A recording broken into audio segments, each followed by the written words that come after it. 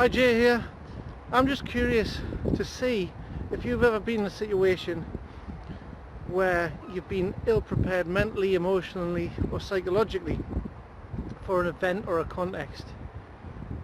Have you ever been late for something like an important meeting? Have you drank too many coffees?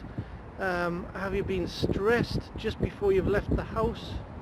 Have you jumped on a bus, jumped off the bus, got caught in the wind and the rain and ran all the way to your work and ran straight into a meeting puffing and panting with your hair all over the place, a bit like this, your eyes watering and your nose running, a bit like this, and you run into that room and you just go and you drop your bags and everything, and everybody else is just sitting there nice and calm. Have you ever been in a situation like that? I think we've all been in a situation like that, and there's a wonderful little precept in NLP which goes state first, and what that means is assume the state first before you go into context. So that means adopt the as if approach, as if you've got the right state for the context, calm or maybe energetic, whatever it is, where you project it in your mind, or maybe assume the physiology through a bit of self-hypnosis, a bit of relaxation or a bit of meditation, something like that.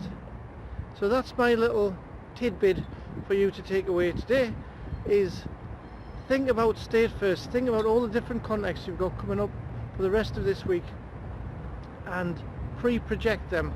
So use a bit of future pacing in your mind to assume what kind of breathing you need, what kind of physiology you need. If you look at these professional athletes and sports stars, you'll see them preparing themselves, getting themselves into an anchor. The rugby player Johnny Wilkinson, he used to stand like this with his hands for seconds before he took a penalty in rugby. Watch Harry Kane, the England football star, before he takes a penalty, he's completely still, he just stops. Same with David Beckham when he took a free kick and Harry Kane took a penalty.